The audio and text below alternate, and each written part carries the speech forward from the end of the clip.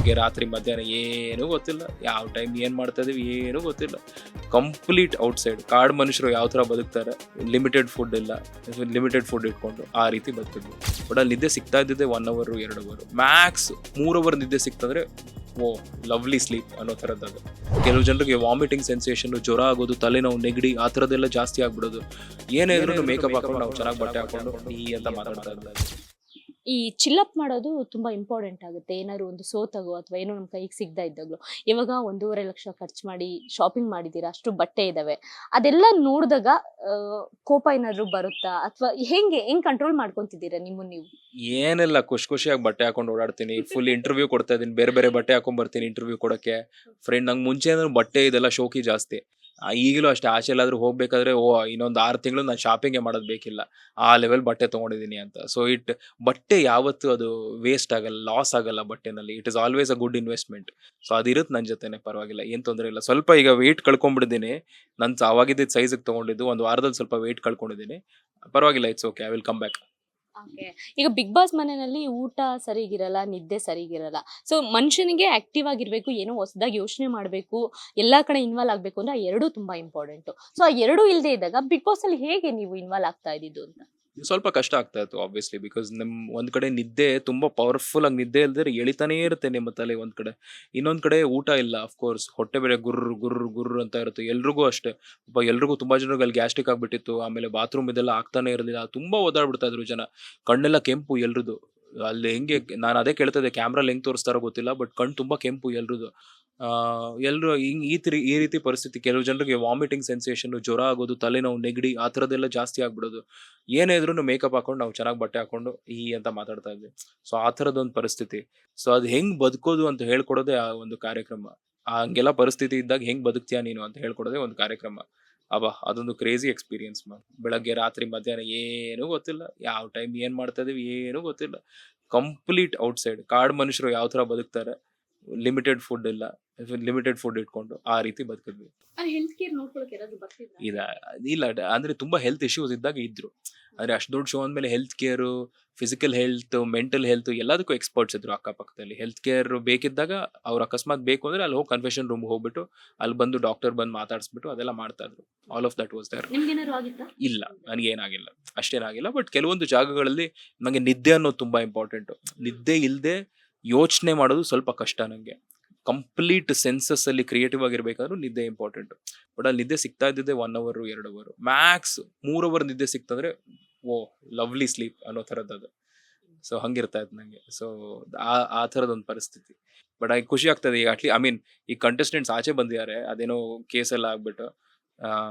ಈಗಾದ್ರೂ ನಿದ್ದೆ ಸಿಗುತ್ತಲ್ಲ ಅವ್ರಿಗೆ, ಚೆನ್ನಾಗಿ ಊಟ ಸಿಗುತ್ತೆ ಚೆನ್ನಾಗಿ ಅಂತ ಅಷ್ಟೇ.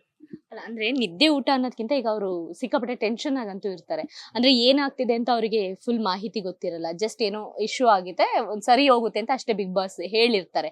ಅವ್ರಿಗೂ ಗಾಬರಿ ಮಾಡೋದ್ ಬೇಡ ಅಂತ. ಈ ಟೈಮಲ್ಲಿ ಅವರು ಬಿಗ್ ಬಾಸ್ ಮನೆಯೊಳಗೆ ಇದ್ದಿದ್ಕಿಂತ ಹೆಚ್ಚಾಗಿ ನಿದ್ದೆ ಮಾಡ್ತಾರೆ ಅನ್ಸುತ್ತಾ? ಬಿಗ್ ಬಾಸ್ ಮನೆಯಲ್ಲಿ ಇದಕ್ಕಿಂತ ಹೆಚ್ಚಾಗಿ ನಿದ್ದೆ ಮಾಡ್ತಾರೆ ಅನ್ಸುತ್ತಾ ಅಂದ್ರೆ ಅವ್ರಿಗೆ ಅಭ್ಯಾಸ ಆಗ್ಬಿಟ್ಟಿರುತ್ತೆ ಎಷ್ಟೊತ್ತರಲ್ಲಿ. ನಾನು ಇಲ್ಲಿ ಬಿಗ್ ಬಾಸ್ ಮುಗಿಸ್ಕೊಂಡ್ ಬಂದಾಗ್ಲೂ ಅಷ್ಟೇ, ಒಂದು 2 ಅವರ್ ಮಲ್ಕೊಳಕಾಯ್ತು ಅಷ್ಟೇ. ಅದಾದ್ಮೇಲೆ ನಿದ್ದೆನೇ ಬಂದಿಲ್ಲ ನಂಗೆ, ಎಬ್ಬಿಸ್ಬಿಡ್ತು ಬಾಡಿ ಕ್ಲಾಕ್, ಹಂಗೆ ಪಟ್ಟಂತ ಎಬ್ಬಿಸ್ಬಿಡ್ತು.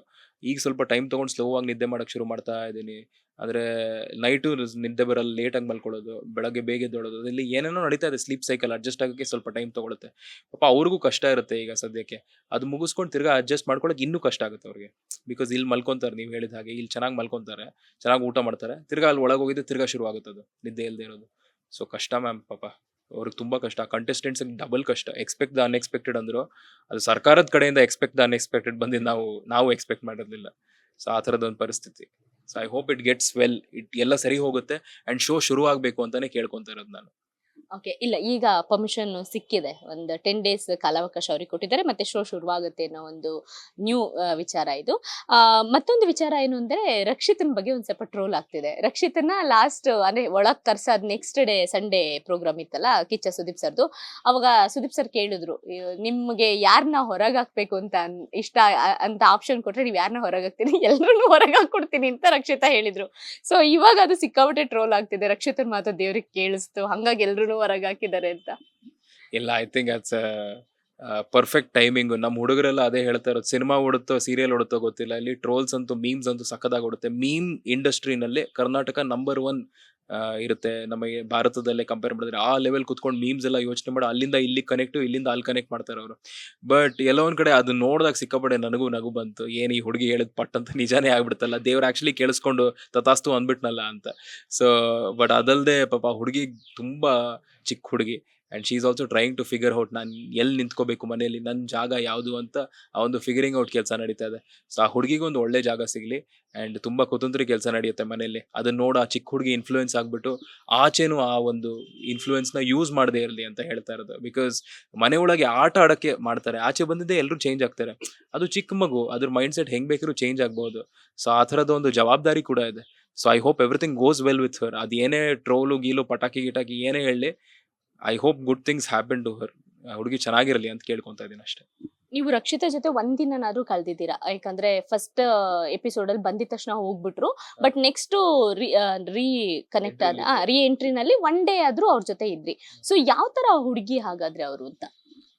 ತುಂಬಾ ಜೋರು, ಆದ್ರೆ ಬಂದು ಮಾತಾಡಿಸಿದಾಗಲೇ ಧ್ವನಿ ತುಂಬಾ ಜೋರು. ಕ್ಯಾಶುವಲ್ ಆಗಿ ಮಾತಾಡೋ ಧ್ವನಿನೇ ತುಂಬಾ ಜೋರು. ಹಿಂಗೆ ನಾನು ನಾರ್ಮಲ್ ಆಗಿ ಈ ಧ್ವನಿನಲ್ಲಿ ಮಾತಾಡ್ತೀನಿ, ಅವ್ರು ತುಂಬಾ ಜೋರು ಧ್ವನಿನಲ್ಲೇ ಮಾತಾಡೋದು. ಸಿಕ್ಕಾಪಟ್ಟೆ ಹೈಪರ್ ಎನರ್ಜಿ, ಅದು ಹೈಪರ್ನೆಸ್ ಕಾಣಿಸ್ತು ಅವರಲ್ಲಿ. ಸೆಕೆಂಡ್ ಟೈಮ್ ಬಂದಾಗ ಎಕ್ಸ್ಟ್ರಾ ಜೋಶಲ್ಲಿ ಕೋಪದಲ್ಲಿ ಹೈಪರ್ ಆಗಿ ಬಂದಿದ್ರು ಅವರು. ಅದನ್ನ ನೋಡಿದಾಗ ಐ ವಾಸ್ ಲೈಕ್, ಓ ಈ ಹುಡುಗಿ ಸಿಕ್ಕಾಪಟ್ಟೆ ಜೋರಿದೆ ಅಂತ. ಅಂದ್ರೆ ಏನಾದ್ರು ಹೇಳಬೇಕು ಅನ್ನೋ ಕಾನ್ಫಿಡೆನ್ಸ್, ಬಟ್ ಏನ್ ಹೇಳೋದು ಅಂತಾನು ತಿಳ್ಕೊಂಡ್ಬಿಟ್ರೆ ತುಂಬಾ ಚೆನ್ನಾಗಿ ಬರುತ್ತೆ ಮಾತು ಅಂತ ಹೇಳ್ತಾ ಇರೋದು. ಅಂದ್ರೆ ನಮ್ಮಲ್ಲಿ ತುಂಬಾ ಜನರಿಗೆ ಕಾನ್ಫಿಡೆನ್ಸ್ ಇರುತ್ತೆ, ಎನರ್ಜಿ ಇರುತ್ತೆ, ನಾನು ಕೊಡ್ತೀನಿ ಅಂತ. ಬಟ್ ಸುಮ್ಮನೆ ಕೂಗ್ ಬಿಡೋದಲ್ಲ, ಹೆಂಗ್ ಕನ್ವೆ ಮಾಡ್ತೀನಿ ಅಂತ ಅರ್ಥ ಮಾಡಿ, ಅಂಡ್ ಏನ್ ಕಾರಣ ಏನಿದೆ ನನ್ನ ಕಾಂಟೆಂಟ್ ಅದರಲ್ಲಿ ಏನಕ್ಕೆ ಅಂತ ನಾವು ಅರ್ಥ ಮಾಡ್ಕೊಂಡ್ಬಿಟ್ರೆ ಅದು ಹೋಗ್ತಾ ಹೋಗ್ತಾ ಅಭ್ಯಾಸ ಆಗ್ಬಿಡುತ್ತೆ. ಅಂಡ್ ಒಳ್ಳೆ ಕಾರಣಗಳಿಗೆ ಆ ಕಾನ್ಫಿಡೆನ್ಸ್, ಆ ವಾಯ್ಸ್, ಆ ಶಕ್ತಿ ಯೂಸ್ ಮಾಡಿದ್ರೆ ಸೂಪರ್ ಆಗಿರ್ತಾರೆ, ಉಳ್ಕೊಂಡ್ಬಿಡ್ತಾರೆ ಅಲ್ಲೇ ಸೂಪರ್ ಆಗಿ. ಸೊ ಒಳ್ಳೇದಾಗ್ಲಿ ಆ ಹುಡುಗಿಗೆ ಅಷ್ಟೇ.